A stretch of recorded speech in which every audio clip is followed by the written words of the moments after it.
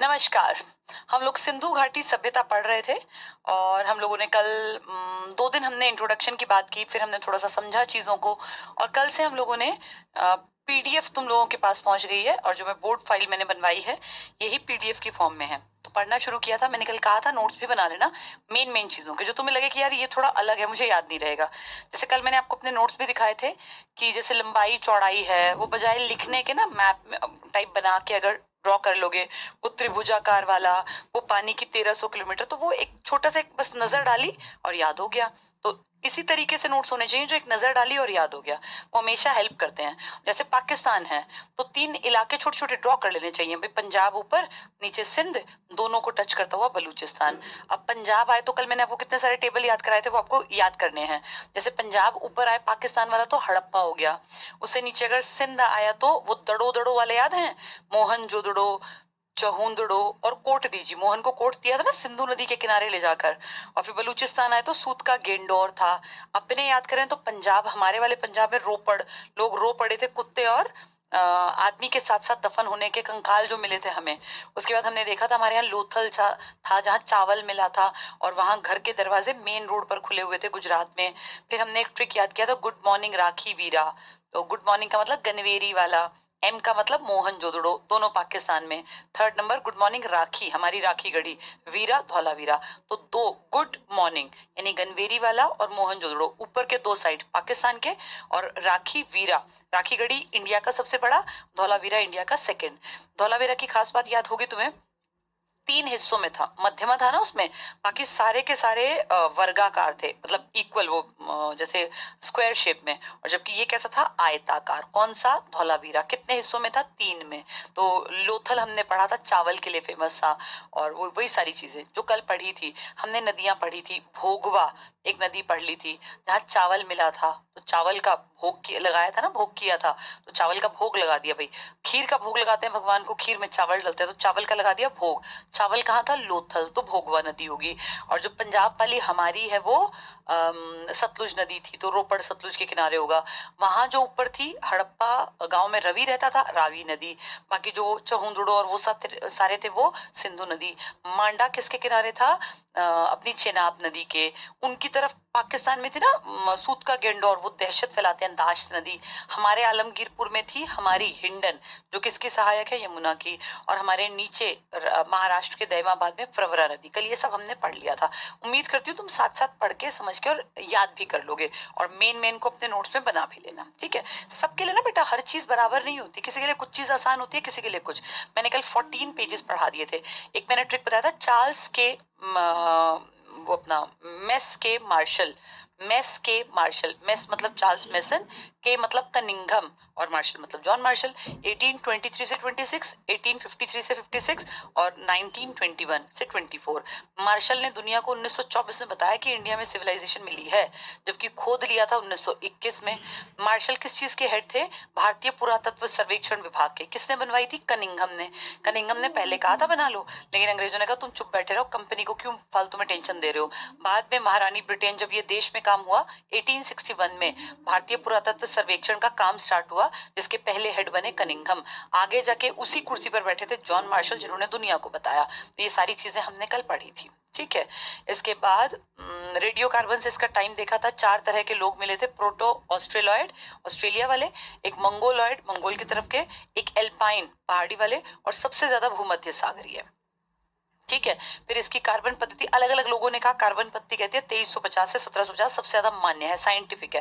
बाकी सबके अपने, किसी ने कुछ कहा, किसी ने कहा ये सुमेरियाई थे, किसी ने कहा नहीं द्रविड़ थे, किसी ने कहा दास थे। लेकिन ज्यादा मान्यता क्या है कि भैया ये लोग इनसे रिलेटेड नहीं थे। हड़प्पा सभ्यता के स्थल, ये मैंने कल आपको डिटेल से पढ़ाया था। प्रमुख स्थल थे हड़प्पा, ये कहा था हरियाणा यहाँ मत लिखना, पंजाब पाकिस्तान वाला पंजाब है हड़प्पा, पंजाब, ठीक है। उसके बाद ये Dayaram, D R Sahni, R D Banerjee, Mohenjodaro Sindh Pakistan में था, सारा पढ़ा दिया था मैंने। रंगपुर गुजरात में, चहुंदड़ो सिंध पाकिस्तान, चहुंदड़ो मोहनजोदड़ो दोनों में दड़ो दड़ो, और मोहन को क्या चाहिए, कोट, तो कोट दीजिए। सब एक ही के हैं, ये सिंधु के किनारे बसे पाकिस्तान में, ठीक है। सुर कोटड़ा, 2 जानवर हमने याद किए थे, एक हमारी तरफ कोटड़ा, और एक उनकी तरफ गेंडोर, उनकी तरफ गेंडा, हमारे यहाँ भैंस के बच्चे को हम कटड़ा या काटड़ा कहते हैं, तो सुर कोटड़ा हमारी तरफ है और सूत का गेंडोर उनकी तरफ है, उनके बलूचिस्तान में है, हमारे गुजरात में है। तो गुजरात साइड में हमारे यहाँ ये राजस्थान गुजरात की बेल्ट तो है ये आनंद, और ये जो है ना पुराने टाइम से दूध का बढ़िया प्रोडक्शन था, ठीक है। बनावली या बनवाली हरियाणा उन सब के मुकाबले पिछड़ा था, पर जौ की क्वालिटी में नंबर 1 था। नालियों में इसने गड़बड़ कर रखी थी, किस चीज का इस्तेमाल कर रखा था, लकड़ी का, लेकिन यहाँ मिट्टी का हल मिला है, तो मतलब खेती में बहुत इंटरेस्ट लेते थे बनावली या बनवाली के लोग, ठीक है। आलमगीरपुर हिंडन नदी के किनारे था। यज्ञदत्त शर्मा, जिसने वो कुत्ते और आदमी वाले साथ नहीं खोदा था रोपड़, उसी आदमी ने आलमगीरपुर में काम किया, ये मैंने कल पढ़ा दिए थे, ठीक है। अब ये प्रमुख स्थल और नदियां भी हमने याद कर ली थी सारी की सारी, कि कौन सा किस नदी के किनारे है। सभ्यता का विस्तार भी पढ़ा दिया था, पेज नंबर 14 पे पहुंच गए थे बेटा हम, ये सब मैंने आपको कल पढ़ाया था कि कहाँ क्या है। हड़प्पा सभ्यता के महानगर ये भी पढ़ा दिया था 14। नगर नियोजन हम लोग पढ़ रहे थे 14 पेज पर थे। भवन निर्माण यहाँ से पढ़ना था कल, ये लास्ट ये पढ़ाया था, पश्चिमी टीला, पूर्वी टीला और पकी हुई ईंटों का प्रयोग, लंबाई चौड़ाई ऊंचाई की बात कर रहे थे नाली में, तो 4:2:1 का, ठीक है। हमें यहाँ से पढ़ना था भवन निर्माण। मैंने आपको ड्रॉ करके बताया था ना कैसे कैसा कमरा था। देखो पहले हमने शहर 2 हिस्सों में देखा, फिर हमने जो वो बड़ा हिस्सा था उसको देखा कि कैसे जाल था, सड़कें थी, गलियां थी, फिर हमने एक घर देखा था, उस घर की एंट्री याद करो, गली में घर खुलता था, एंट्री पर घुसते ही एकदम से 5-6 फुट की दीवार थी, उसके पीछे लगता हुआ कच्ची ईंट का आंगन था, आंगन में कुआं था, वॉशरूम बाथरूम था, किचन था, फिर पीछे कमरे थे, कई डबल स्टोरी कमरे भी, इंडिकेशन था डबल स्टोरी का, देखे। कमरों की संख्या 4 से 30 तक होती थी। 30 मतलब जहाँ बड़े बड़े अन्नागार टाइप के थे, जैसे हड़प्पा में ना डिटेल में पढ़ेंगे आगे, हड़प्पा में श्रमिक आवास मिले, तो जैसे अमीरों वाला था ना वो पुरोहित वाला, उसके ऊपर एक हिस्सा था, मैं बाद में ड्रॉ करूंगी जब मैं हड़प्पा पढ़ाऊंगी, तो उनको और डिटेल से भी पढ़ेंगे। तो वहां क्या मिला, वहां ना ऐसे बहुत सारे छोटे छोटे छोटे कमरे थे, कमरों को हमने आइडिया लगाया कि शायद यहाँ श्रमिक रहते होंगे। कौन से श्रमिक, जिनका काम रहा होगा जहाँ अन्न है, जैसे हम घरों में नहीं अपनी टंकियां, हमारी मम्मियाँ तुम्हारी दादी के टाइम में टंकी भर लेते थे गेहूं की, भाई खेत में जो हो गया एक्स्ट्रा, कि कल को अगर भाई कुछ दिक्कत आ जाए, घर में प्रॉब्लम आ जाए, तो कम से कम भूखे ना मरे। पुराने टाइम में ना सरप्लस को हमेशा ज्यादा को घर रख लेते थे, तो ऐसे इनके पास भी अन्नागार था, अन्न के भरने का बड़ा आगार, बड़ा भंडार। तो वहां पर जो अन्नागार था उसी में से अन्न निकाल निकाल के टाइम टू टाइम संभालना पड़ता होगा, भाई खराब तो नहीं हो गया, जैसे आज भी तो गेहूं खराब हो जाता है, तब भी हो जाता होगा, तो उसको संभालने के लिए कुछ श्रमिकों को रखा गया होगा जो पीसने का भी काम करते होंगे। तो वहां वृत्ताकार इस तरह के पीसने वाले मिले, और वहां श्रमिकों के आवास मिले, और वहीं अन्नागार। तो इस तरह के ना कुछ स्ट्रक्चर्स थे, जिससे आइडिया होता है कि वहां कमरे भी ज्यादा होंगे। हाँ, एक नॉर्मल घर में इतने कमरे नहीं थे कि 300 कमरे, नॉर्मल घर में 4-5-6 कमरे, और वैसे 30 कमरे उस हिसाब से, जैसे श्रमिक आवास थे, मैंने आपको एग्जाम्पल दे दिया ऐसे। सड़कों और नालियों के दोनों ओर पंक्तिबद्ध, पंक्ति ना लाइन में, मैंने कल ड्रॉ किया था, भवनों का निर्माण किया जाता था। तो नालियों के और सड़कों के, मेन सड़क पे नहीं था, लोथल जहाँ चावल मिले वो थी मेन सड़क, बाकी सब थे गलियों में। नालियां मैंने आपको बताया था ना, घर से देखो बाथरूम की नाली, किचन की नाली, फिर सब घरों की नालियां, फिर मेन सड़क पे नाली, सारी की सारी नाली ढकी हुई थी। तो ये सारा वही पॉइंट है, यानी सड़कों और नालियों के दोनों ओर, नाली और सड़क के दोनों ओर पंक्तिबद्ध लाइन में घर बने हुए थे। और याद करो कूड़ेदान भी रखते थे लोग, बड़े एडवांस थे लोग, ठीक है। चलो, भवनों का निर्माण कैसे करते थे, कच्ची और पक्की ईंटों से। ईंट पकाने की कला आती होगी, तभी तो सड़कें पक्की मिली इनकी। तो भवनों का निर्माण अब कहीं कच्ची ईंट से था, कहीं पक्की। सारे भवन शहर ना बेटा बराबर नहीं थे, आज भी नहीं है। दिल्ली में जैसी कोठियां हैं, चंडीगढ़ में जैसी कोठियां हैं, क्या सेम वैसी कोठी किसी झारखंड के एडवांस शहर में मिलेगी? शायद ना मिले, या इक्की दुक्की मिलेगी, बहुत ज्यादा नहीं होंगी। जबकि चंडीगढ़ में आप देखो एक से एक बढ़िया कोठियों वाले लोग रहते हैं, कारण हर शहर बराबर नहीं होता, आज भी नहीं होता, तब भी नहीं था। तो इसलिए कहीं जो थे ना पक्के, कहीं कच्चे, इस तरह के कामकाज थे सारे शहर कच्ची और पक्की ईंटों से किया जाता था। और मुख्य द्वार गलियों में खुलते थे, मैं बार बार बता रही हूँ आपको, मुख्य द्वार गलियों में, राजमार्गों की ओर नहीं। लेकिन एक साइड का तो राजमार्ग पर भी था, जहां चावल मिला था, लो थल चावल, उसका था गेट राजमार्ग पर। ये छोटे बड़े 1 मंजिले या 2 मंजिले होते थे। 2 मंजिल का एग्जाम्पल क्या दोगे, सीढ़ियां मिली, तो 1 मंजिला भी है, 2 मंजिले भी हैं। कहीं छोटे के, जैसे किसी शहर में छोटे घर मिले, कहीं बहुत बड़े बड़े मिले, कहीं घर के अंदर कुएं मिले, कहीं गली के एंड में कुएं मिले। ठीक है। भवनों में प्रायः क्या क्या मिलता था? किचन, जो मैंने ड्रॉ करके दिखाया था, कुएं थे, स्नान घर था, बाथरूम, आंगन और शौचालय होते थे। तो कल मैंने जो ड्रॉ किया था, आपने एज्यूम कर लिया ना उससे कि इस घर में सारी सुविधाएं थी जो आज मिलती है, और आज से हजारों साल पुरानी बात हो रही है। नेक्स्ट है प्रमुख अवशेष। अब प्रमुख अवशेष में क्या है? पहला हड़प्पा। सबसे पहली साइट जो खोद के निकाली गई दैट वाज हड़प्पा। तो उसी की बात करेंगे। सबसे बड़े शहरों में पहला शहर जो पढ़ेंगे, ऐसे नहीं कि बड़ा बड़ा है, गुड मॉर्निंग राखी वीरा। मैंने कल शायद ये बताया होगा आपको, नहीं बताया तो कोई बात नहीं, आज आ जाएगा। वैसे कल ये आ गया था, गुड मॉर्निंग राखी वीरा, 4 स्थल थे ये। तो सबसे बड़े में हड़प्पा का नाम नहीं आता, लेकिन हड़प्पा पहली साइट है तो इंपॉर्टेंट है। क्या कहते हैं? हड़प्पा पंजाब में है, पाकिस्तान में ऊपर, मोहनजोदड़ो नीचे सिंध में। यहाँ मिला अन्नागार। अब देखो, श्रमिक आवास, कब्रिस्तान, R37। इसको बेटा मैं ड्रॉ करूंगी क्योंकि ऐसे ये याद नहीं होगा। देखो बोर्ड पर पेन, ये रहा। देखो, सबसे पहले तो हमारा बेसिक स्ट्रक्चर पुरोहितों वाला, और ये बड़ा जनता वाला। ठीक है। अब सिर्फ हड़प्पा पढ़ रहे हैं। अब दिमाग में रखना कि सिर्फ एक स्थल है ये जो सबसे पहला है, जो पाकिस्तान के पंजाब में है, जहां सबसे पहले खोद के ये फाइंड आउट किया था। यहाँ देखना क्या मिला। यहाँ मिला बेटा एक ये ऊपर, इससे ऊपर एक स्ट्रक्चर, और एक मिला इससे नीचे। अब ये क्या है? इनका अलग अलग नाम है। एक का नाम है R37, हमने दिए, उन्होंने नहीं दिए, हमने दिए। भाई बातचीत करें। R37 और एक F, इनके ऊपर नीचे, ये दोनों बिल्कुल अलग है। ये दोनों तुम जानते हो। इसका नाम है पूर्वी टीला, जहाँ जनता रहती है, और ये है पश्चिमी टीला, जहाँ अमीर पुरोहित रहते हैं। इसके ऊपर नीचे सिर्फ हड़प्पा में इसके ऊपर नीचे 2 स्ट्रक्चर और मिले।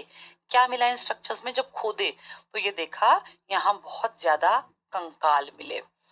क्या आइडिया लगा? मरने के बाद दफन करते होंगे, अगर जलाते तो हड्डियां टूट फूट, मतलब भाई जलने के बाद हड्डियां, वैसे कंकाल थोड़ी ना बचता है पूरा, वो तो कहीं कहीं अवशेष बच जाते हैं। देखा नहीं, जब हिंदुओं में अंतिम संस्कार के बाद कहते हैं कि भाई उनका अस्थि विसर्जन कर दो, तो अस्थियां थोड़ी सी तो बचती हैं, लेकिन जिसकी डेड बॉडी को नीचे जमीन में रख दिया जाता है मिट्टी डाल के, उसको जमीन में माइक्रोब्स खा जाते हैं, लेकिन वो जो ढांचा है ना वो एज इट इज निकलता है। तो वो ढांचा एज इट इज निकला, इसका मतलब शायद जलाया नहीं गया था, जलाते तो खत्म हो जाता। अब यहाँ कब्रिस्तान, हमने कहा कि इनका कब्रिस्तान होगा।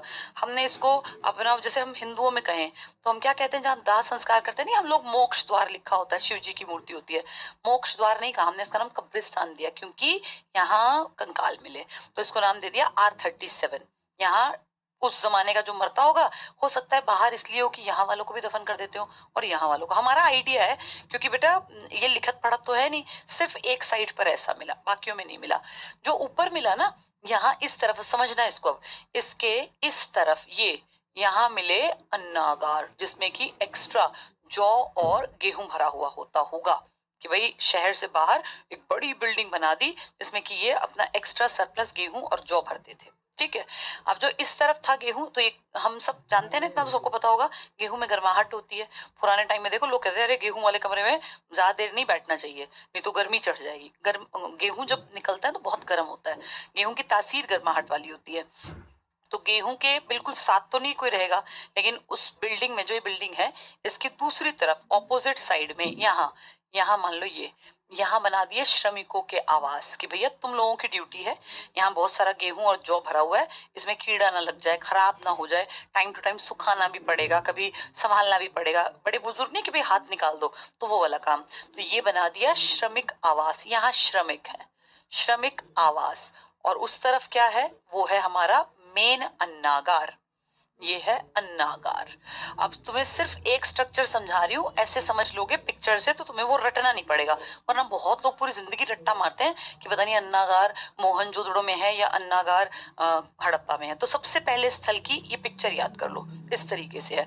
ऊपर अन्नागार है और श्रमिक आवास है, और इन श्रमिक आवासों के ना बाहर की तरफ देखो, यहाँ ऐसे ऐसे गोल गोल गोल गोल ऐसे ये कुछ स्ट्रक्चर मिले। तो हमने सोचा क्या होंगे, तो आइडिया लगाया कि हो सकता है अन्न को इसमें रख के और कूट कूट के उसको पीस पीस के आटा बनाते हो, तभी यहाँ बनाए। और फिर बना भी कई सारे रखे हैं। तो ये अन्नागार, अन्नागार के पास श्रमिक आवास, और वृत्ताकार वो पीसने के लिए कुछ इस तरह का सामान मिला हमें, जैसे पत्थर से बने हुए हैं। तो हमने कहा ये वृत्ताकार ना जरूर कूटने के या पीसने के काम आते होंगे। तो इसका मतलब यहाँ सारा कामकाज था गेहूं और जौ का, चाहे वो उसको संभालने के लिए लोगों के मकान एक एक कमरे टाइप बना रखे थे, और या फिर बड़ा अन्नागार था जिसमें वो इकट्ठा करते होंगे, और फिर वहीं उनको पीसने के लिए भी साधन था। ये सिर्फ और सिर्फ हड़प्पा में मिला। हड़प्पा में किसी टीले में आदमी के मरने के साक्ष्य नहीं मिले, बाकी सबके टीलों में मिले आसपास। इनका मिला बिल्कुल अलग, जहां कंकालों से आइडिया हुआ कि ये कब्रिस्तान रहा होगा। अब आपने पिक्चर समझ लिया ना, अब आपको बहुत आसान दिखेगा। वापस चलते हैं ओपीएस के थ्रू। अब पढ़ो ध्यान से। हर पिक्चर को मैं ऐसे एक्सप्लेन कर दूंगी, तुम अपनी पिक्चर बना लेना। तो तुम नोट्स बनाओगे ना, हड़प्पा लिखा ऊपर, हड़प्पा के नीचे एक छोटी सी पिक्चर बना लो। भाई 4 चीज बना ली, 2 तो पुराने वाली, एक नीचे एक ऊपर।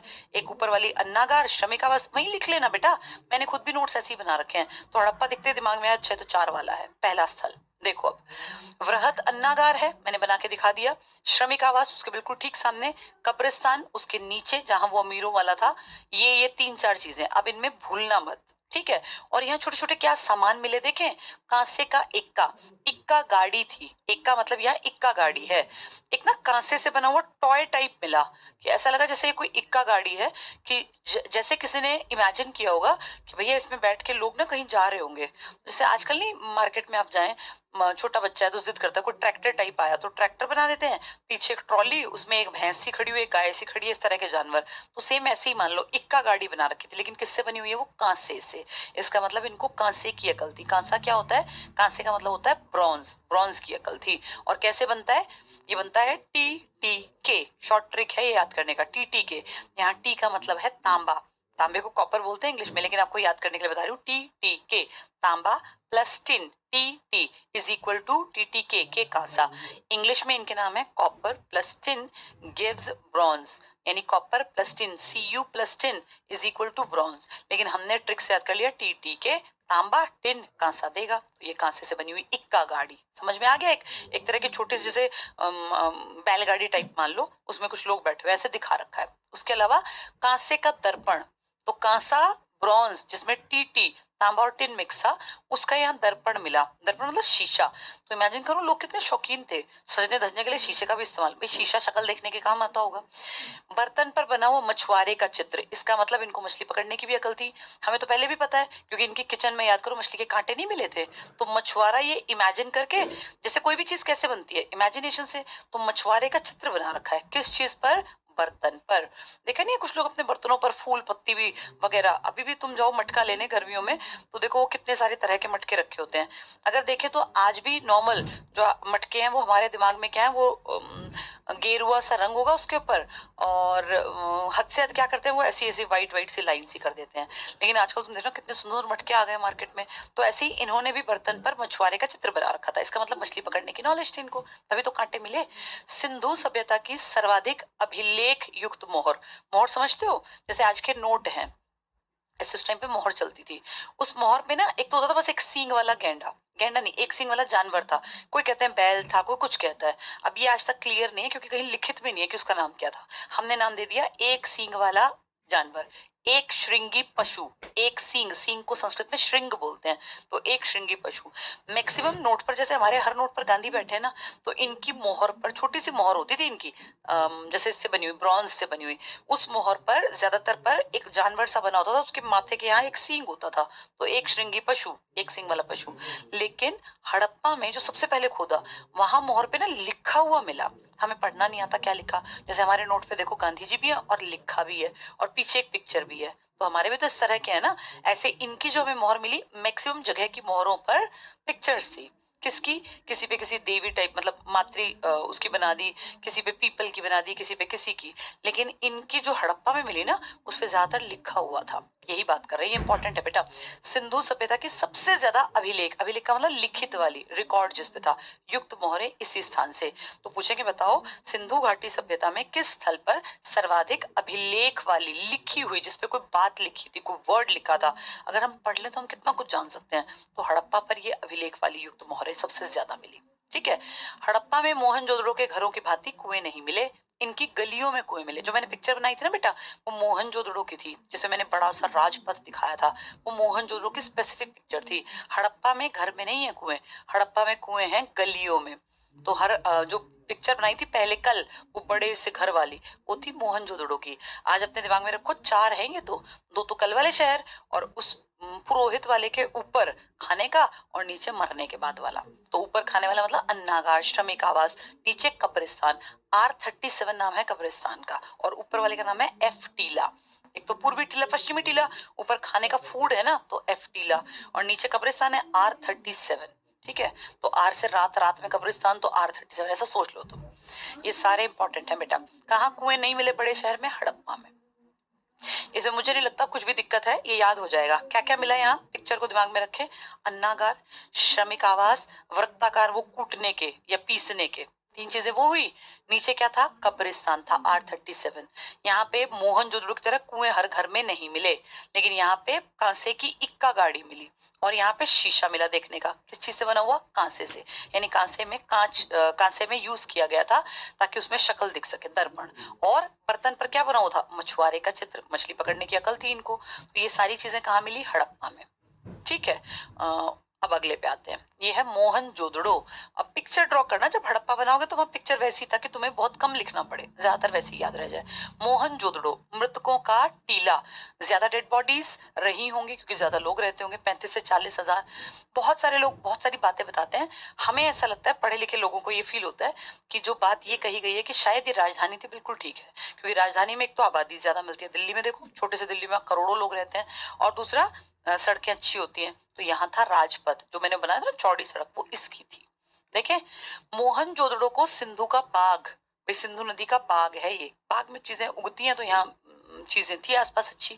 और मुर्दों का टीला, देखो ये वर्ड मैं बार बार कह रही थी, मोहनजोदड़ो का शाब्दिक अर्थ है मुर्दों का, मुर्दे मतलब मरे हुए, मरे हुओं का टीला। भाई टीले पे थे, इतने सारे कंकाल निकले, तो बोले मुर्दों का टीला, मोहनजोदड़ो, इसको ये कहते हैं। सिंधु का बाग भी यही लगता था, क्योंकि हड़प्पा तो रावी नदी के किनारे था। तो सिंधु में सबसे इंपॉर्टेंट स्थल जो हमने पढ़ा वो यही तो पढ़ा था पहले, कोटलिची तो बाद में आया, तो चहुंदड़ो भी बाद में। तो मोहनजोदड़ो सिंधु का बाग भी है, लेकिन यहाँ मुर्दे थे, तो मुर्दों का टीला।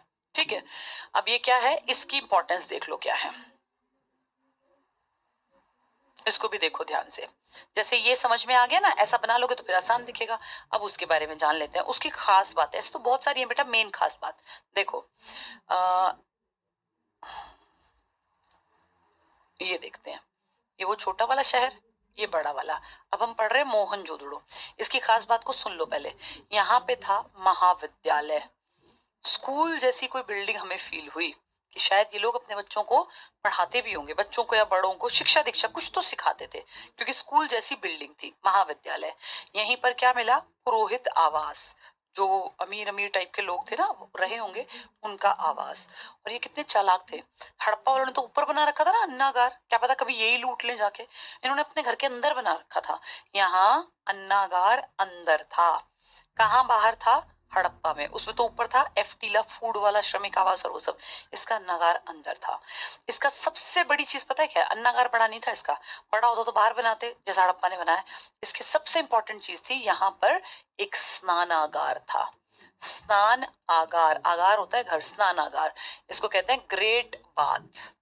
इंग्लिश में इसका नाम है ग्रेट बाथ। अब ये ग्रेट बाथ क्या है, इसकी पिक्चर समझो। एक बहुत बड़ा एरिया पानी से भरता था, जैसे कोई बड़ा सा स्विमिंग पूल। और इसकी खास बात थी, स्विमिंग पूल बीच में पानी भरेगा, ये मान लो, ये पूरा पानी भर दिया। अब इस पानी में कोई आदमी कैसे कूदे, क्या पता कितना गहरा हो। तो इसलिए इसमें ना बेटा सीढ़ियां बना रखी थी, ये ऐसे सीढ़ियां उतरती थी इसमें। ठीक है, यहाँ भी सीढ़ियां थी। और एग्जाम में आ जाएगा, बताओ किस दिशा में सीढ़ी थी? तो दिशा दो है, उत्तर और दक्षिण। अगर ऐसे समझ ली पिक्चर तो कुछ भी दिक्कत नहीं है, बहुत आसान लगेगा। नहीं समझे तो रट्टा मारते रहोगे, कहाँ सीढ़ियां कहाँ सीढ़ियां, फिर भूल जाओगे। तो इन्होंने अलग से अन्न के लिए नहीं बनाया, वो तो बना लिया अपने अमीरों वाले में। उन्होंने अलग बनाया था, अन्न खाने वाला, फूड वाला भी और मरने वाला भी। इन्होंने यही बना लिया कि यही रख लेते अपना अमीर वाले में। इन्होंने बड़ी चीज क्या बनाई? ये स्नानागार। उन्होंने बनाया था अन्नागार। अब इसमें शाही स्नान करते थे, कोई मानते होंगे, क्या पता। जैसे हमारे यहाँ मानते हैं हम अमावस्या पूर्णिमा, नहीं हमारे घर वाले कहते, हमारे दादा दादी टाइम के, कि भाई आज तो अमावस्या, आज तो मावस है, तो आज नहान है, या आज भाई ऐसा गंगा स्नान है, इस टाइप का कुछ स्नान करते थे। ऐसा हमारा आइडिया है कि इसमें इकट्ठे होकर लोग नहाते होंगे। और एक बड़ी बात पता है क्या है, इसके आसपास यहाँ पर चेंजिंग रूम भी मिले हैं। तो कितने समझदार थे कि औरतें भी आएंगी, भाई माँ बहन बेटी सबकी इज्जत करते थे ये, तो औरतों को कपड़े बदलने के लिए कोई स्थान चाहिए। आज हरिद्वार में देखो कितने लोग जो हैं, अपने पिताजी गुजर गए, माँ गुजर गई, तो उनके नाम पे इस तरह के बाथरूम्स बना देते हैं। भाई ये जरूरत की बात है ना। उस टाइम भी इतनी अकल थी कि यहाँ पे चेंजिंग रूम्स बना रखे थे। और उससे बड़ी बात थी, चलो पानी भर गया, नहा लिया, पानी गंदा भी तो होगा, अब चलता पानी तो है नहीं, तो बाथ टब है तो गंदा होगा, तो इसीलिए इसमें पाइप भी बना रखा था पानी को बाहर निकालने के लिए। देखो कितने समझदार, इस पाइप से पानी बाहर, ड्रेनेज का पाइप था ये। इसकी डायरेक्शन पूछ लेते हैं एग्जाम में। डायरेक्शन आप जानते हैं, किसी भी चीज की डायरेक्शन बताने के लिए ऐसे और ऐसे बना दिया जाता है कि भैया ये डायरेक्शंस हैं। अब ये क्या है, उत्तर, ये दक्षिण, इस तरफ की हमेशा पूर्व होती है, इस तरफ की पश्चिम, और इसको क्या कहोगे बीच में है तो ये दक्षिण पश्चिम दिशा है, दक्षिण पश्चिम। तो आपसे पूछेंगे बताओ सीढ़ियां कहाँ हैं, किस दिशा में, तो आप कहोगे उत्तर और दक्षिण में, ग्रेट बाथ में, स्नानागार में, कहाँ पर, मोहनजोदड़ो में। पूछेंगे पानी कहाँ से निकलता है, तो आप कहोगे दक्षिण पश्चिम से। ये रहा। रट्टा मारोगे तो तुम फंसोगे। तुमने पिक्चर समझ ली तो तुम्हें बहुत आसान दिखेगा, सीढ़ियां कहाँ है, उत्तर दक्षिण में, और पानी कहाँ से निकलता है, इस वाले डायरेक्शन से। ये कौन सी है, दक्षिण और पश्चिम। अब पढ़ के देखते हैं, अब ये आसान दिख जाएगा अपने आप ही। जिन चीजों को समझ लोगे वो हमेशा आसान दिखेंगी, जिन्हें समझोगे नहीं वो दुखी करेंगे हमेशा। देखो अब पढ़ के, सिंधु का बाग, मृतकों का टीला, 35-40 हजार आदमी थे यहाँ। यहाँ है बड़ा स्नानागार, इनका स्नानागार अजूबा है। जैसे आज ताजमहल अजूबा है ना, इनका स्नानागार आश्चर्य है कि यार इतना पानी उस टाइम पे, और फिर ड्रेनेज सिस्टम, कितनी अजूबे की बात है। तो इनकी सबसे बड़ी इंपॉर्टेंट चीज है स्नानागार। उनका नहीं था, उनका हमने कहीं नहीं पढ़ा, वहां तो कुएं भी नहीं थे घर में, यहाँ है। इसके बाद इनकी बड़ी चीज है अन्नागार, इससे बड़ा है स्नानागार। पुरोहित आवास मैंने दिखाया ना, पुरोहित आवास उस छोटे वाले के अंदर था। इसके अलावा महाविद्यालय, तुम्हें पहले ही बता दिया मैंने ये। यहाँ भी कांसा मिला, कांसे का क्या मिला, कांसे की नग्न स्त्री की मूर्ति। वहां क्या मिला था, वहां मिली थी कांसे की इक्का गाड़ी, एक बैलगाड़ी टाइप नहीं मिली थी, मैंने बताया टॉय टाइप में। यहाँ कांसे की एक स्त्री की मूर्ति मिली। तो पूछ लेंगे बताओ कांसे की स्त्री की मूर्ति, ये नग्न गलत लिख दिया, नृत्य करती हुई स्त्री है, ये टाइपिस्ट की गड़बड़ है। तो ये नृत्य करती हुई एक स्त्री की मूर्ति मिली है यहीं पर कांसे की, ये बहुत इंपॉर्टेंट है बेटा। एक डांसिंग गर्ल टाइप मान लो, और 10 सेंटीमीटर के आसपास ऐसे एक ना बड़ी सी मूर्ति मिली है, और वो नृत्य करती हुई लड़की की है। पशुपति शिव, बहुत बहुत बहुत इंपॉर्टेंट, इसको मैं समझाऊंगी पहले। पशुपतिनाथ शिव क्या है, हमें ना एक मोहर मिली यहाँ से, मोहनजोदड़ो से। जैसे हड़प्पा की मोहरों पे क्या था, लिखा हुआ ज्यादा था, ज्यादातर पे क्या था, पिक्चर थी ना, वहां लिखा हुआ था। अब देखना ध्यान से, इनकी एक मोहर मिली हमें, मैं थोड़ी बड़ी बना रही हूँ तुम्हें समझाने के लिए। मोहर बेसिकली इतने साइज का, कोई मान लो कांसे का या इस तरह की चीजों का बना हुआ, तांबे का। जैसे आज हम मान ले पुराने, अब तुम्हें याद नहीं होंगे, पुराने टाइम में ना बेटा सिक्के बड़े भारी भारी थे। 1 रुपए का इतना बड़ा बड़ा सिक्का होता था, आजकल तो बिल्कुल इतने चलते ही नहीं अब तो सिक्के। एक टाइम था जब 1 रुपए का सिक्का काफी बड़ा होता था, ऐसे भारी भरकम सा। तो वैसे सिक्के, उसको मान लो वो स्क्वायर या रेक्टेंगल शेप में हो तो वो मोहर बनती थी। ठीक है, अब ये मोहर थी, इसको ध्यान से समझना। इस मोहर पे हमें, ये मोहनजोदड़ो की मोहर बता रही हूँ, यहाँ पे क्लियर नहीं दिखते, लेकिन ऐसा दिखता है कि कोई भगवान है, और जिनके हाथ में ना ऐसे त्रिशूल टाइप फील होता है हमें। एग्जैक्टली नहीं है, लेकिन हमारा आइडिया कि ये त्रिशूल जैसा लग रहा है। और इन भगवान के आसपास यहाँ जानवर हैं। देखो ध्यान से, इस तरफ 2 जानवर और इस तरफ 2 जानवर, और 2 जानवर सामने हैं, यानी कुल मिला के 6 जानवर हैं। प्रजाति हैं 5। जो सामने वाले देख रहे हो ना, ये दोनों एक ही प्रजाति के हैं, हिरण, दोनों एक प्रजाति के। दो एक तरफ है गैंडा और भैंसा, और दो एक तरफ है हाथी और बाघ। तो हाथी बाघ गैंडा भैंसा 4 हो गए, और 5वां ये क्या, 5वां ये अपना हिरण। प्रजाति पूछेंगे तो 5 हैं। इनका नाम हमें नहीं पता था ये क्या है, लेकिन जब ये खोजे तो ये कहा भैया ये तो पशुओं के साथ है, तो ये पशुपति हो गए। और इनके पास ये है ना त्रिशूल जैसा, तो पशुपति, पशुओं के पति हैं, नाथ हैं, और हमें ऐसा लगता है कि ये पुराने शिव जी हैं, तो हमने अब दे दिया इसका नाम पशुपतिनाथ शिव। पशुपतिनाथ तो पहले ही था कि पशुओं के पति रहे होंगे, तो पशुपतिनाथ फिर शिव से रिजेंबल करते हैं, इसके कारण तो ये मिला, ये बहुत इंपॉर्टेंट है वहां पर। ठीक है, ये मोहर इसलिए दिखाई ताकि जब मोहर पे क्वेश्चन आए तो तुम फंस ना जाओ वहां। अगर पूछेंगे लिखी हुई मोहरें तो हड़प्पा, लेकिन पशुपति नाथ शिव की मोहर तो वो मोहनजोदड़ो में। देखें आगे, पशुपति शिव, अब इसमें तुम कंफ्यूज मत होना। पशुपति शिव क्या है? शिव जी का वो त्रिशूल, और पशुओं के पति। कितने पशु? 5 प्रजाति, टोटल 6। हाथी कपालखंड सभागार, तो हाथी के कपालखंड का एक जैसे सभागार टाइप का बड़ा सा कमरा मान लो। 1200 मोहरें मिली हैं, लेकिन इन मोहरों पर क्या है? इन मोहरों पर लिखा ज्यादा नहीं है, पिक्चर्स हैं ज्यादा। उस वाली पर लिखा था एक बहुत इंपॉर्टेंट सूती कपड़ा आदि के। पता है सूती कपड़ा क्यों लिखा है? सूती कपड़े में ना एक चाकू टाइप की बड़ा सा, ऐसे इतना बड़ा सा चाकू सा लिपटा हुआ मिला, कहीं नहीं मिला। एक अच्छी बात है, इनके पास कोई हथियार नहीं था। ये कितने पढ़े लिखे और काबिल थे, अपने घरों में ये कोई ऐसे हथियार तलवार या किसी को मारने के लिए इनके दिमाग में आया ही नहीं। ये सारा दिमाग अपनी लाइफ को अच्छा बनाने में लगाते थे। जैसे ज्यादा वेपन्स, आज अगर कोई मर जाए, पूरी धरती खत्म हो जाए, और आज से 10-20 हजार साल बाद कोई धरती की चीजों को खोदे, तो वो क्या देखेगा कि यार हर जगह जहां जहां आदमी था वहां वहां बॉम्ब बनाता था। वो अगर इसमें जाएगा अमेरिका में तो बम का भंडार, यूरोप में जाएगा तो बम का भंडार, अफ्रीका में जाएगा तो अफ्रीका में बम, और ये गाजा पट्टी इसराइल बमों की पूरी फैक्ट्री। ऐसी पाकिस्तान जैसे, हम दूर क्यों हैं? हम भी तो न्यूक्लियर बम तो हमारे पास भी है, चाइना के पास, कोरिया के पास। सोचो आज से 10,000 साल बाद कोई सब कुछ खोदे और सब कुछ खत्म हो चुका हो, तो सोचेगा कैसे नालायक लोग थे, कितना लड़ते थे। उसके दिमाग में ये इमेज जाएगी। मैं कितने प्राउड से कह रही हूँ कि यहाँ कुछ भी नहीं मिला।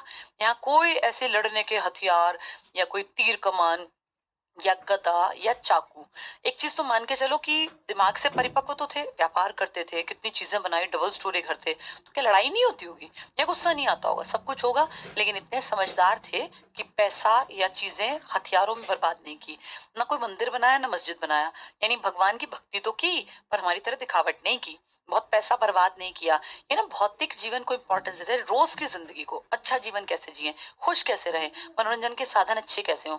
इनका कैरेक्टर बहुत स्ट्रांग था। जिस एरिया में औरत की इज्जत है, तो सीधी बात है औरतों की इज्जत तभी होगी जब कैरेक्टर भी अच्छा होगा आदमियों का। ये तो गंदे कैरेक्टर के लोग बेटा किसी की क्यों ही इज्जत करेंगे?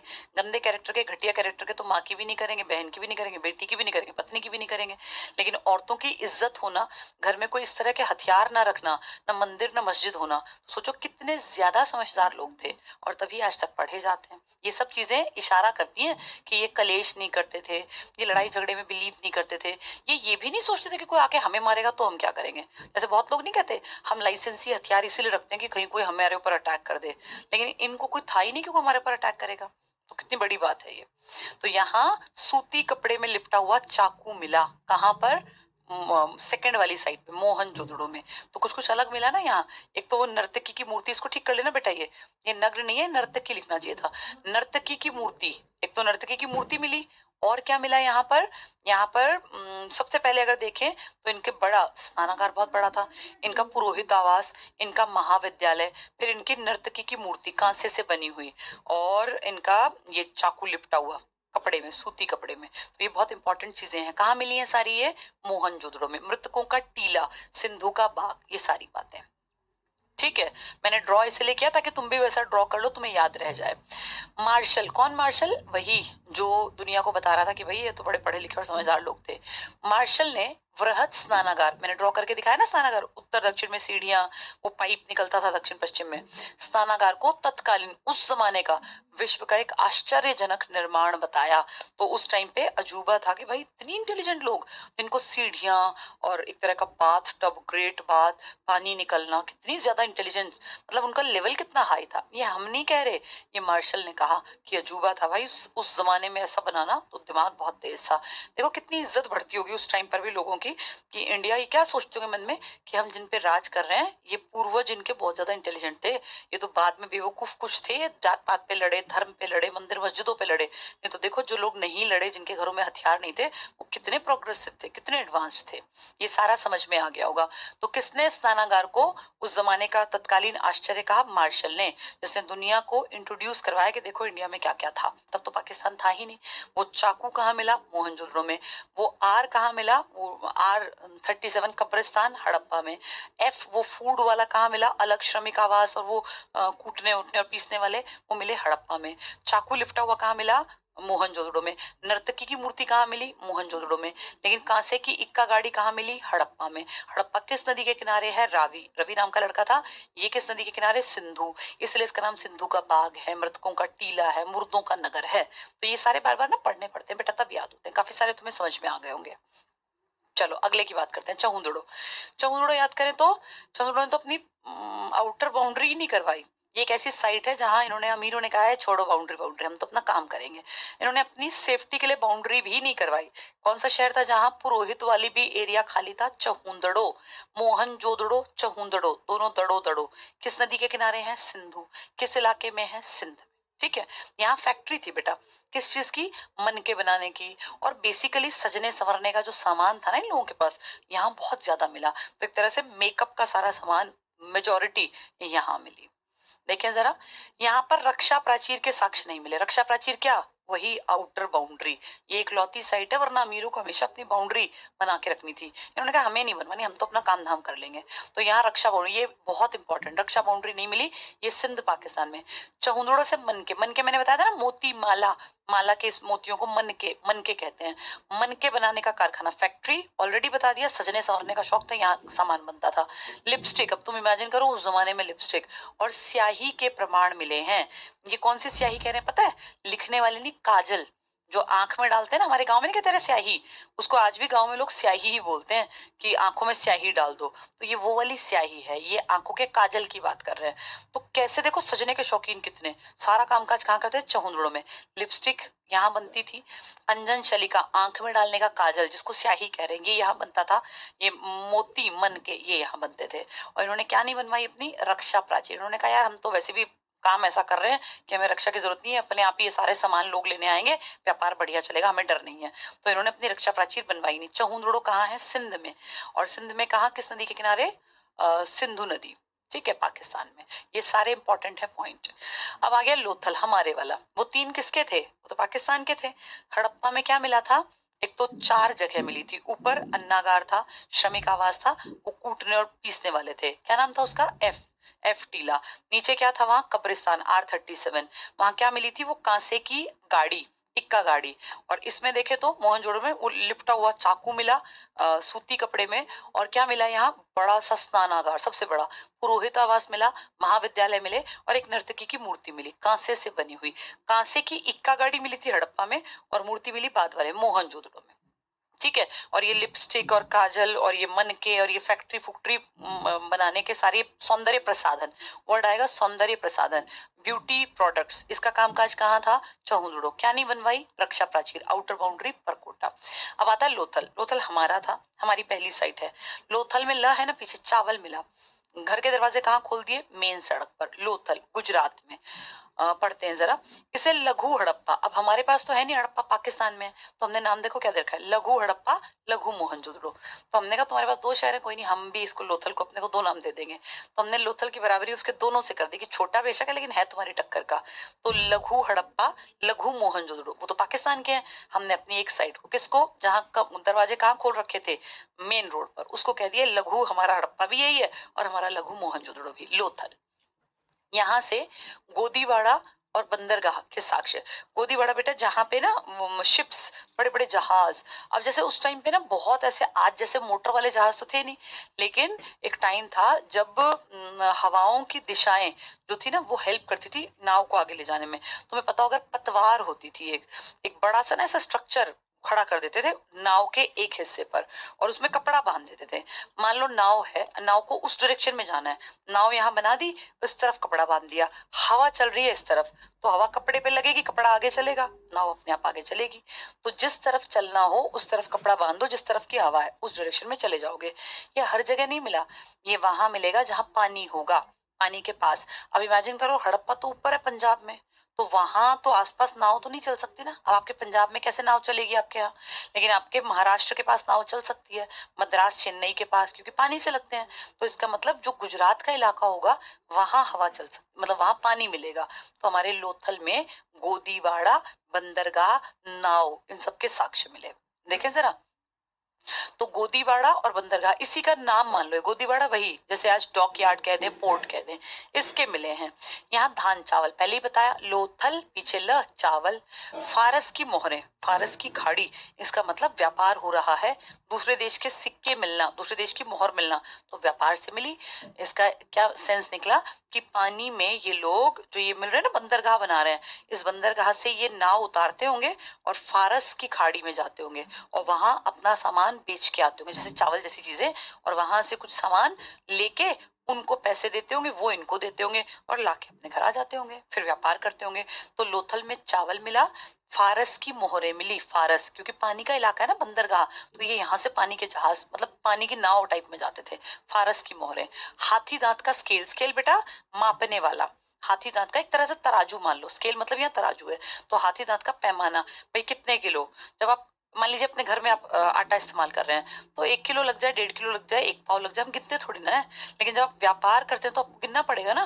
तो इसका मतलब जो व्यापार करेगा उसके पास मापने के लिए, मेजर करने के लिए कोई ना कोई स्केल भी होगा उसमें। जैसे आज अगर देखें तो इलेक्ट्रिक स्केल आते हैं, इलेक्ट्रॉनिक होते हैं ना, सीधा रखते हैं तो उस पर डिजिट आ जाते हैं रेड से कलर में, लेकिन तब तो ऐसा नहीं था। तो इनके पास हाथी दांत का पैमाना मिला जिससे व्यापार के सामान ये नापते होंगे। अब व्यापार बड़े लेवल पे तो हाथी दांत का पैमाना मिला नापने के लिए। तो जो सोचो जहां बंदरगाह है वहां व्यापार है, वहीं मिलेगा स्केल। अब कोई ऊपर स्केल रख के क्या करे जब वहां व्यापार ही नहीं है इस तरह का। ऊपर वाले मोहर कहाँ से लाएंगे, मोहर तो इनके पास है ना जो जाएंगे और व्यापार करेंगे। आटा पीसने की पत्थर की चक्की, इनके पास वो पुरानी हमारी दादी के टाइम में तो थी, तुम्हारी परदादी के टाइम में रही होगी। आटा पीसने की पत्थर की चक्की मैंने खुद देखी, हमारी दादी पीसा करती थी। तो 2 पार्ट होते हैं उसमें, एक में डंडा सा होता है, उसको ऐसे घुमाते रहो, बीच में एक जगह होती है उसमें से थोड़ा थोड़ा मुट्ठी भर भर के डालते रहो, तो वो यहाँ मिली है। इसका मतलब आटा पीसने की पत्थर की चक्की और धान दोनों चीजें, चावल ज्यादा लोथल में।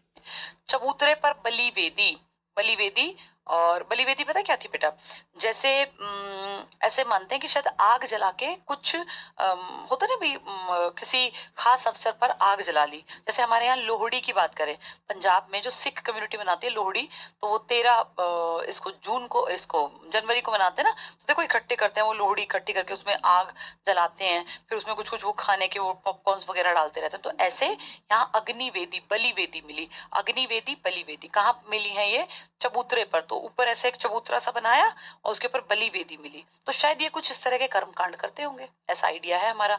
घोड़े की लघु मृण मूर्तियां, तो घोड़े की छोटी छोटी, लघु मतलब छोटी, मृण मूर्तियां, मृण मतलब पत्थर से बनी हुई मूर्तियां।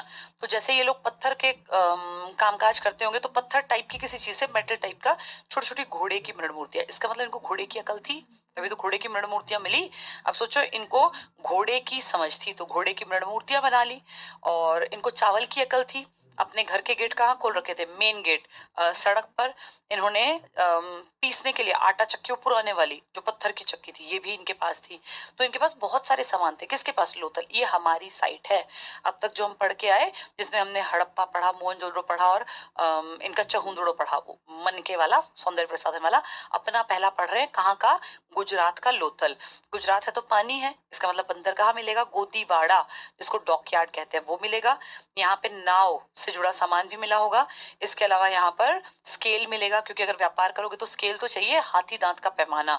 चावल मिला, और गेहूं पीसने का, आटा पीसने का, गेहूं एग्जैक्टली नहीं, कुछ भी पीसते होंगे, जो भी तो पिसती होगी, तो पीसने की वो चक्की मिली। और घोड़े की मृण मूर्तियां जो बनाई गई थी छोटी छोटी, ठीक है, ये सब मिला यहाँ।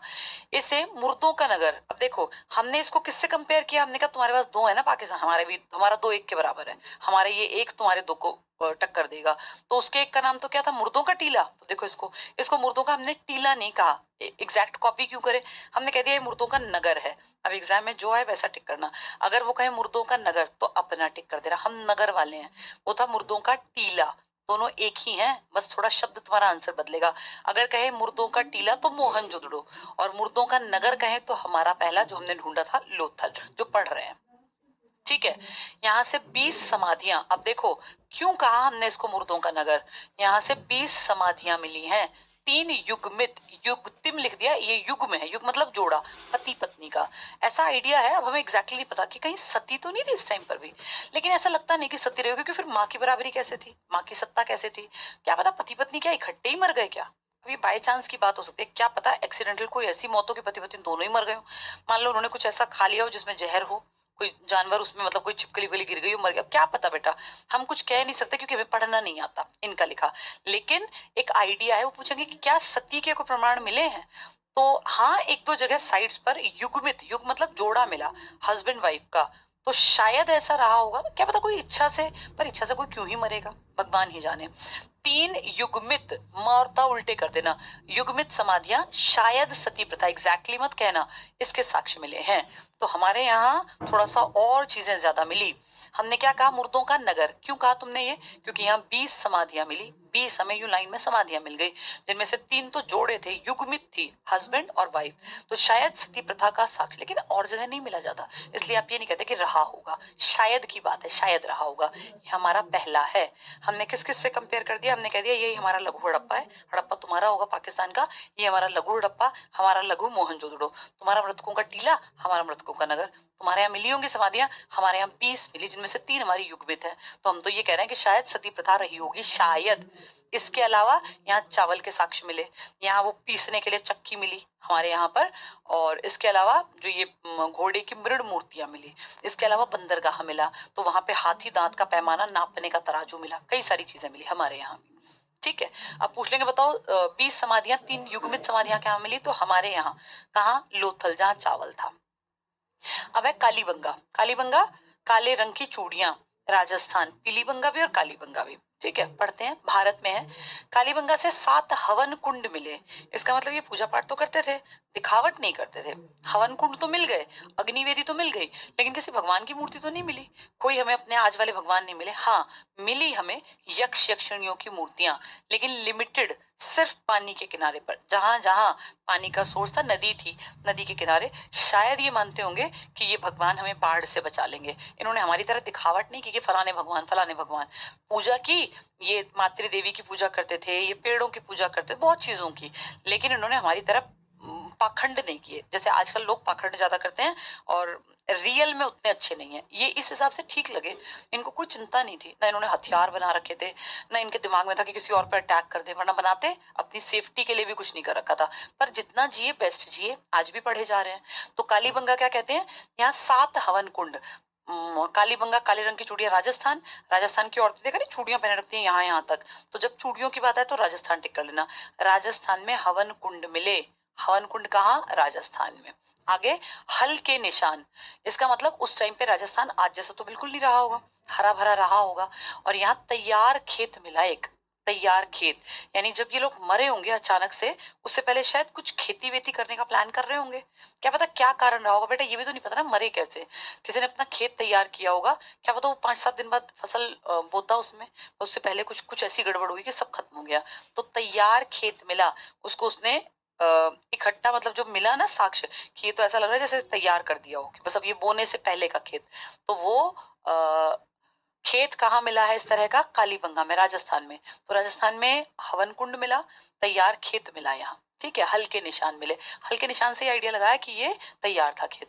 अलंकृत ईंट, ईंट मिली है, जो जिसमें ना बहुत सुंदर सी मतलब कलाकारी कर रखी है, अलंकार मतलब गहना, सुंदर सजी हुई, तो अलंकृत ईंट मिली है, इसका मतलब कलाकारी का शौक रहा होगा।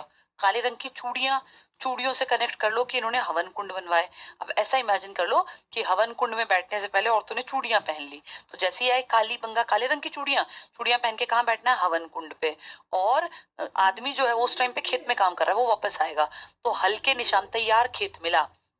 और जब जब हवन करते हैं ना, तो कई बार नीचे वो ईंट सी लगा लेते हैं कि नीचे तक आग ना पहुंचे, तो अलंकृत ईंट मिली जहां हवन कर रहे हैं। हवन कहाँ कर रहे हैं? जो वो चूड़ियां पहन के बैठी हैं औरतें कालीबंगा में। ठीक है, तो ये हो गया सजी हुई ईंट। कच्ची ईंटों से बने हुए भवन भी मिले हैं, राजस्थान में कच्ची ईंट के भवन भी मिले हैं। इसके अलावा खेत था ना, तो सरसों की खेती के प्रमाण मिले, और बच्चे की खोपड़ी के साक्ष्य। अब देखो अजीब बात, ये बच्चे की खोपड़ी तुम्हें लग रहा होगा तो ये कौन सी बड़ी बात है, बच्चे मर गया होगा, मर गया होगा, लेकिन ये खोपड़ी थोड़ी अलग थी। क्यों? क्योंकि ये जो खोपड़ी मिली ना बच्चे की, इसमें ना बेटा छेद छेद छेद ऐसे चारों तरफ कर रखे थे।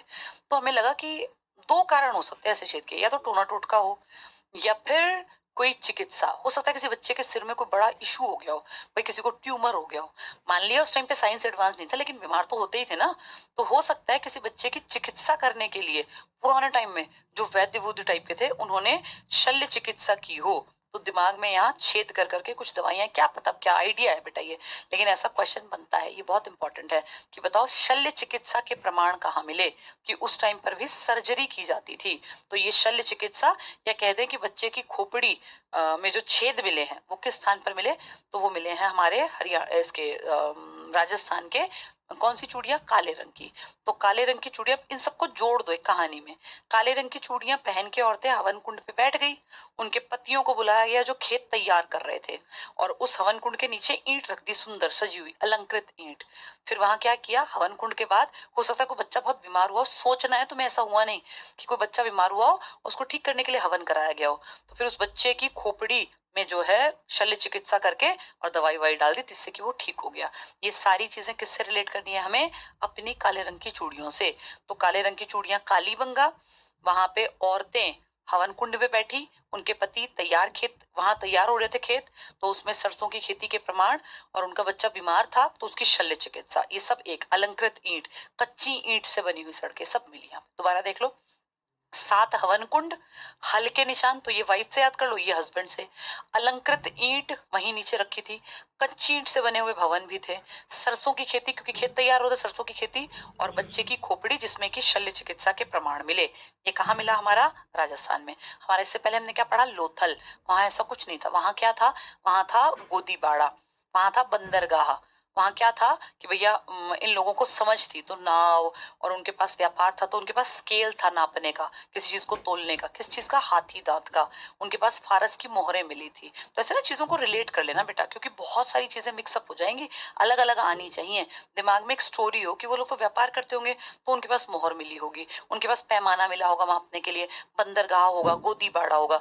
ये क्या करते थे? काले रंग की चूड़ियां पहन के वो औरतें बैठ गई हवन कुंड पे। तो 7 हवन कुंड, उनके पति खेत में तैयार कर रहे थे अपने खेत को, सरसों की खेती के प्रमाण, और तैयार खेत मिले। उसके अलावा बच्चा बीमार था, शल्य चिकित्सा मिली।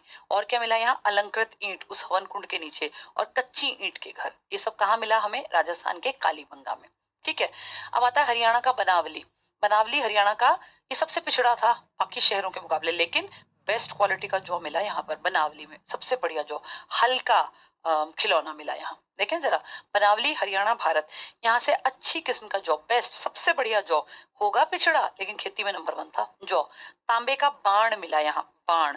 अब जैसे तुम्हें लगेगा ये लड़ाई वाला, ये उस तरीके से यूज नहीं करते थे बेटा, जैसे कोई बहुत ऐसा नहीं कि जगह जगह तलवार और बाण, नहीं, लेकिन तांबे का बाण मिला यहाँ। अब सोचो 1-2 बाण मिले हैं, ऐसे कोई बहुत ज्यादा साक्ष्य नहीं है। तांबे की कुल्हाड़ी पेड़ वेड़ काटने के काम आती होगी, तो लोहे की क्यों नहीं बनाई? क्योंकि लोहे की नॉलेज ही नहीं थी। लोहा तो आया ही इनके मरने के बहुत लंबे समय बाद है, इनके इन सब के खत्म होने के 700 साल बाद लोहा मिला हमें। 700 साल जब इनको गए हुए हो गए थे, 750 साल, तो लोहे की कहाँ से बनती?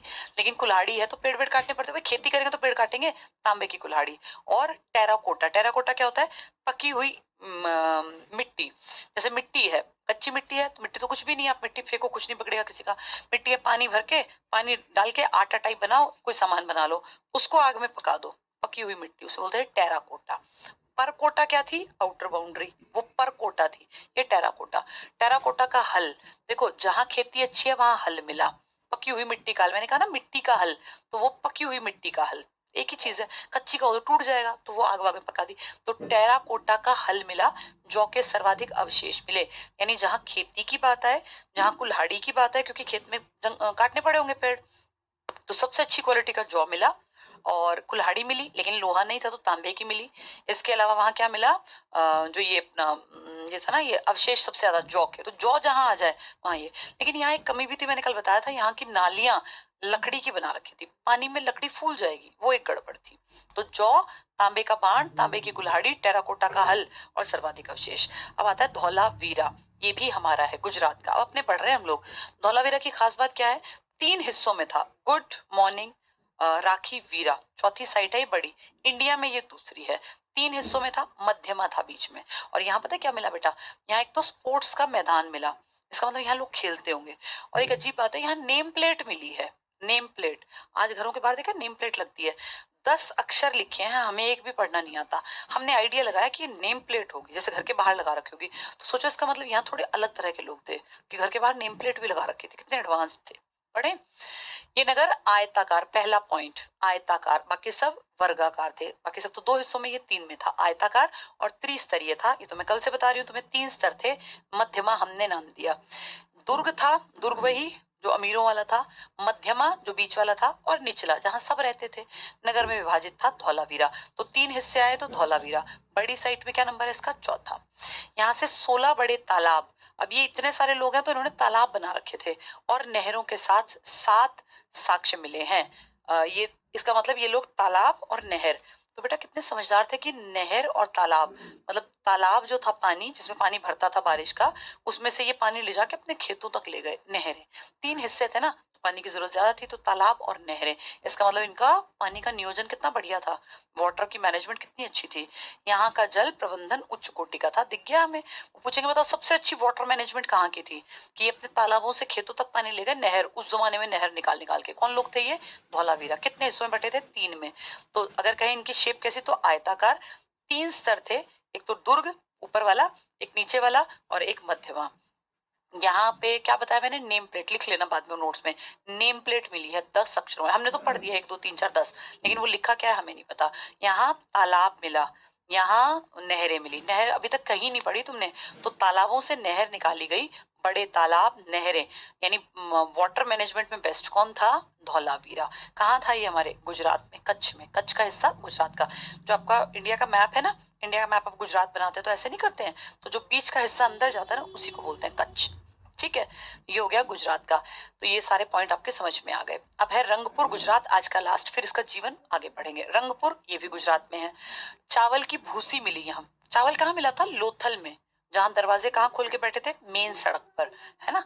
ये देखो थोड़ा सा, चावल की भूसी मिली, इसके साक्ष्य मिले। इन्होंने ये नहीं कहा चावल मिला, इन्होंने कहा चावल की भूसी। धान में से जब चावल निकालते हैं तो धान के ऊपर का जो जो वेस्टेज होता है उसको चावल की भूसी कहते हैं।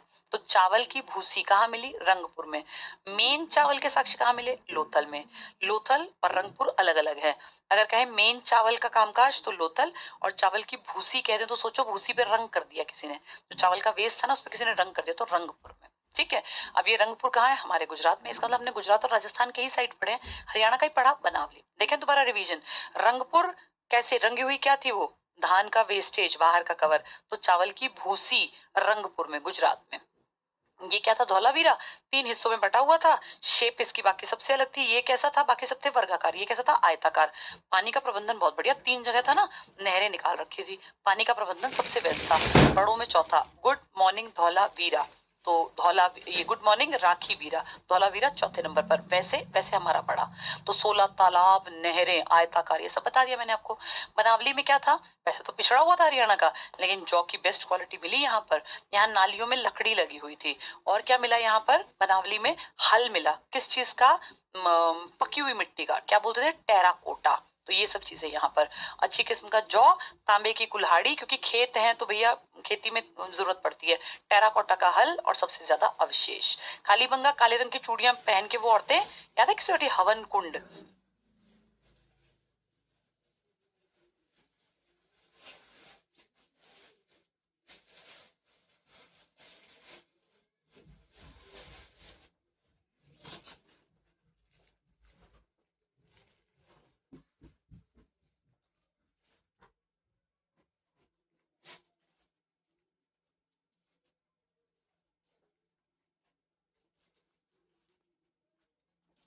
का काम हम एक में कर रहे हैं।